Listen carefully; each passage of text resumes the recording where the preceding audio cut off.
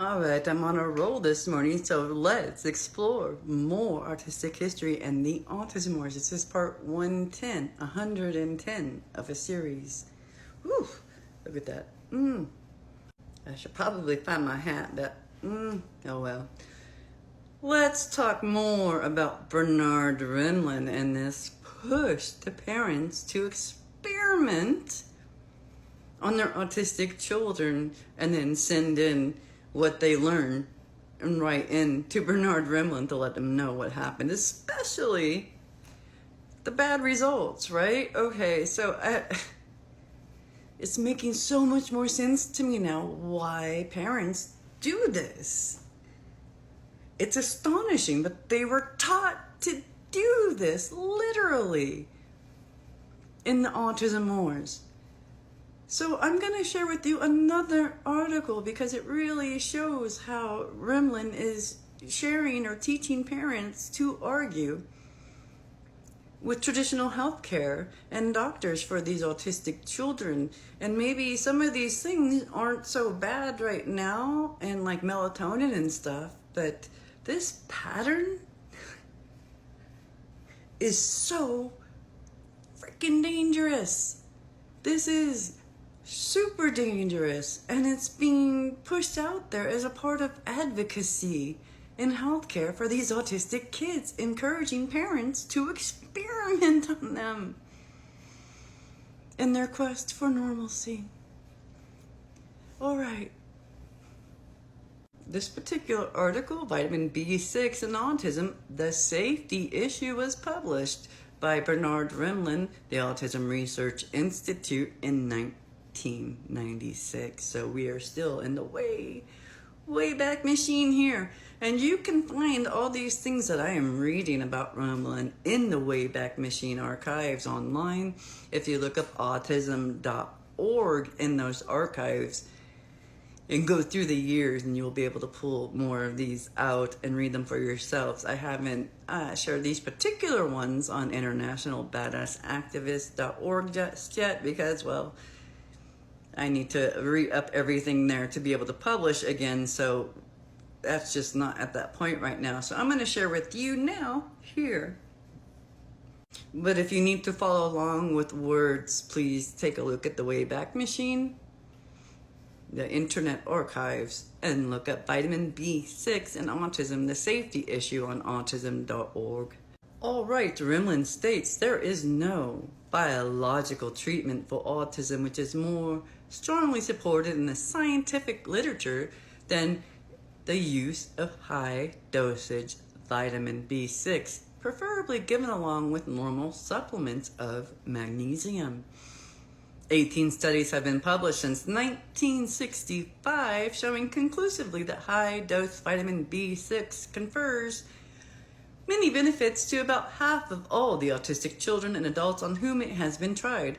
While B6 magnesium is not a cure, it has often made a big, worthwhile difference.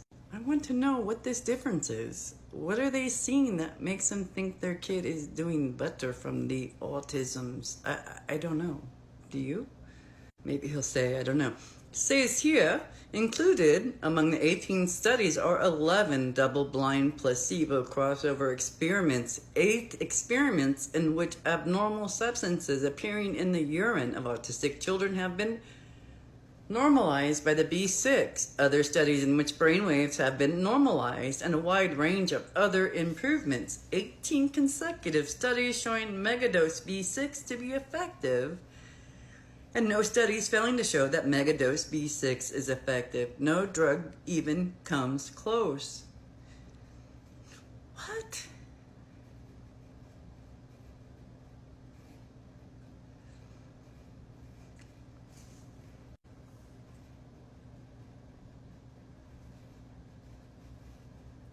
All right, states here, none of the studies of B6 and autism have reported any significant adverse effects, nor would any significant adverse effects be expected.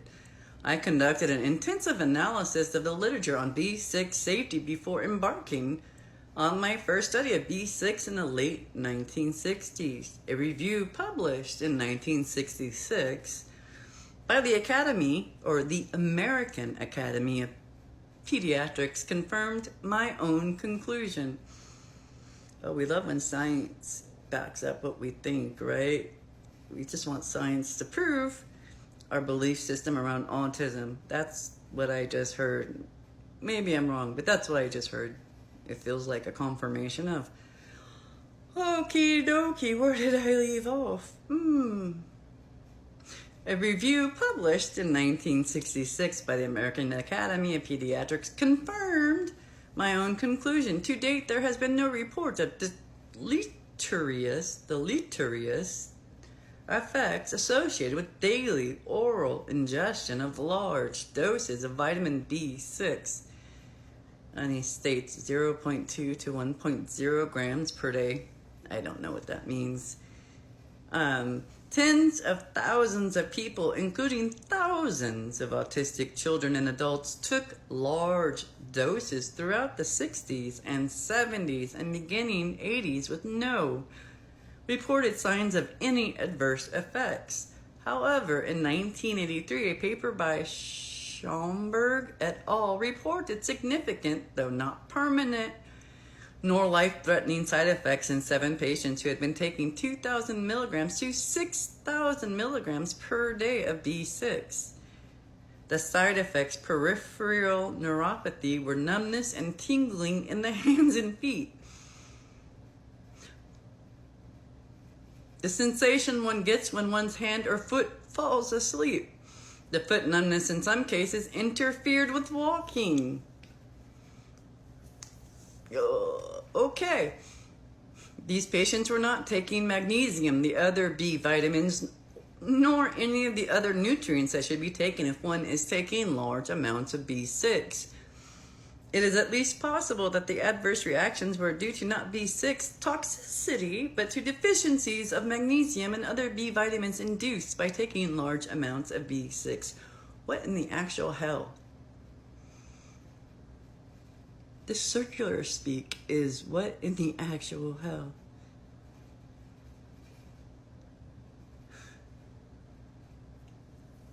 This type of circular speak is very, very, very common going forward in autistic history, especially with the complementary alternative healthcare options of autistic healthcare. We'll hear more of that going forward. So it should be noted that the Schomburg study covered only 7 patients and had 7 authors from several major medical centers throughout the United States. It would seem that a national search had been done to locate these patients once the first case had been identified.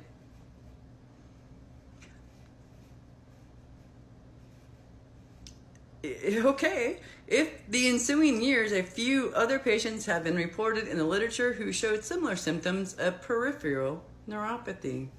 I'm telling you, if my feet and hands go numb, that is not a small side effect, especially if it interferes with my walking.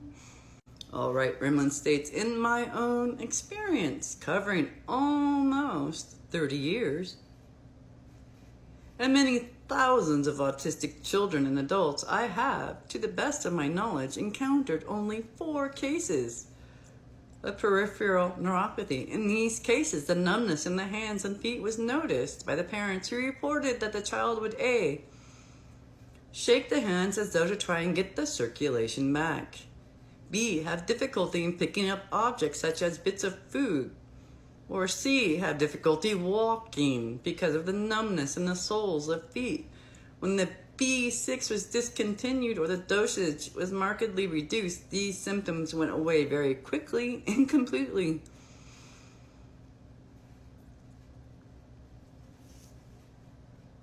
Y'all, this is the father of modern autism research. What a mess. No wonder we have no real autistic health care. Oh my gosh. All right. Thank you for exploring more autistic history with me in the Autism Wars. I will pick back up on this one where Rimland explains his experience of almost 30 years. So, see you later.